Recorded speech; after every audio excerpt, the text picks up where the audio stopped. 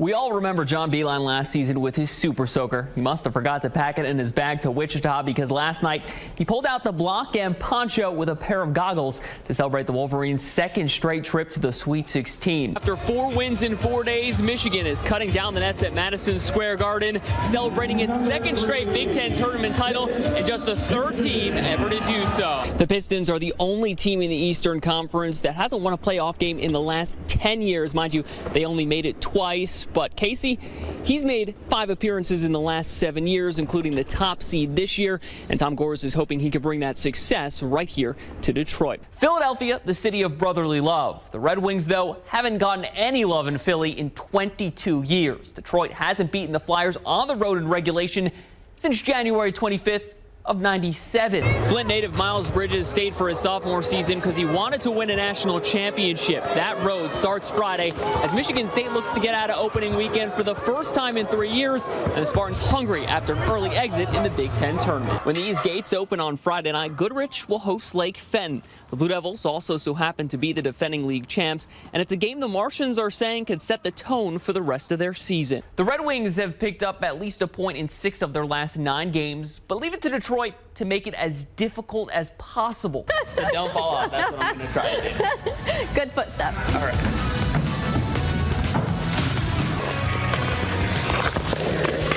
Oh, almost. Almost.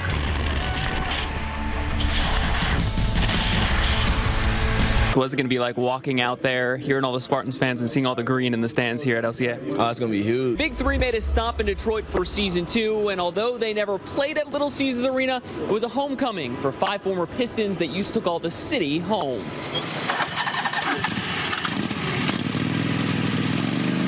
Just being outside, working with my hands, cutting grass, playing with dirt, all the above. I just loved it. For the past 3 seasons, Kelly Rentzel has been the first one on the field and the last one off, making sure that Dow Diamond is in perfect condition when baseball fans hear those magical words, play ball.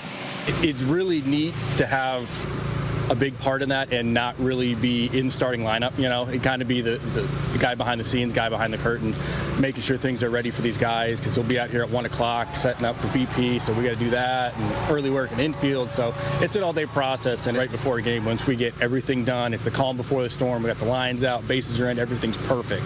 Right before those guys run out for the starting lineup, that's probably the most rewarding part. Rentzel is pretty good at it too. He won the Sports Turf Managers Association 5th annual Mowing Patterns contest for this design for the 2017 Midwest League All-Star Game. Mowing patterns is pretty easy. I think for the most part, when you look at a pattern, you see a light strip means the grass blades are facing away from you. If you see a dark strip, it means they're facing towards you. So if you understand that concept and you can walk or drive in a straight line, sky's the limit. How fun is it doing that kind of stuff? It's a lot of fun. It's a lot of fun just to see, to go into it and how to mark things off and to measure things out and the process that goes into it. And then when you see like a good picture above and you see your final project, it's pretty neat. When I first started here, I didn't really know anything, so everything I've learned about this job is from him. He's hired a great crew and everyone gets along, and we all communicate well together, so it's easy to work together and get stuff done. And nothing's better than seeing that hard work pay off come first pitch. This is essentially my office, and those guys are in my office, so I just kind of kick back and watch everybody else work. So it's kind of nice to enjoy the game, and at the end of the night when the game's over, we're putting clay back in the mounds, redragging the infield, and putting her in bed. Then it's a good night's sleep before starting it all back up again the next morning. Evelyn Cano came to America just 5 short months ago, but you'd never know with her success on the lanes. The Flushing anchor is averaging 188 pins, and that was the easy part. When I come, I don't understand nothing. Really, I go to 7-Eleven, I don't remember. In a person, what do you want? I don't understand this. Really, it's like, Dad, help me because I don't understand. And now I can understand. It means like, oh my God, it's not so hard. She's so easy to get along with, and she's just that type of person. She's friendly with everybody. She smiles all the time. So that kind of personality is not hard, you know, to blend in with everybody else. That positive attitude comes from a tough road for the Venezuelan exchange student. Cano was separated from her father for 2 years because of social unrest in her home country, But the bowling alley has always been her happy place. Despite being just one of 9 girls in Venezuela that bowl, she learned from the best. Fellow Venezuelan and PBA Hall of Famer Emileto Monticelli took her under his wing when she was 8 years old. He's been a father for me. Even telling her what not to wear. He say, "Oh my God, you don't know nothing." I goes in pajama to the bowling, and he say, "Okay." He teach me a lot, all the things I know. Cano has come a long way since she showed up in her PJs. She was a member of the Venezuelan World Youth Team, and that experience is helping her current team grow. She tells us her stories and stuff. It's like, wow, I did not know that, so it's kind of cool. She's a really good person, and I'm happy that she's really on this team because we get to learn stuff from her and she gets to learn stuff from us. So that's why we're all working together on it. And I'm not even gonna lie, we don't understand her half of the time, so I know she gets irritated. We're like, repeat that. But she doesn't understand us sometimes, so we all have to work on it, and we're getting better as a team. When I play, I am happy. I can do this forever, and I love it. Really, I'm grateful with all the persons, with the Flushing, with the coach, with America, with all. I'm really grateful for all.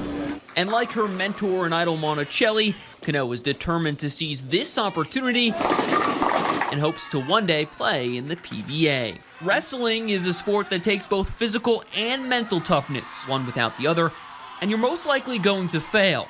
At Fenton, a trio of Tigers have mastered that and are even beating the odds. Once you walk into the room, it's automatically stereotypes of you, and you always have to overcome. I've kind of just told myself, I'm no different. I mean, I'm out here doing the same thing as these guys.